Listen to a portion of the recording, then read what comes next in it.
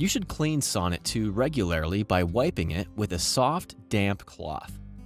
Don't use cleaning solutions, and take extra care when cleaning small parts, such as the battery contacts and microphone covers. Inspect the battery contacts regularly.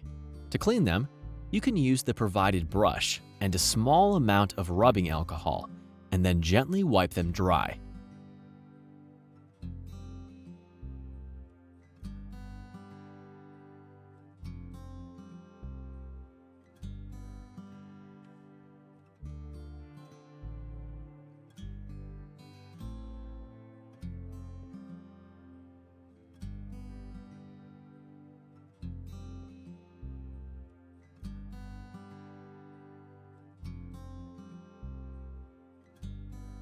If the microphone cover gets wet, wipe it dry or replace it.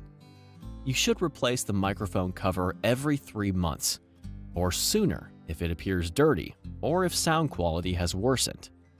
Use the drying kit every night to allow SONNET 2 to dry out completely. Before placing the audio processor in the drying kit, you must remove the disposable or rechargeable batteries.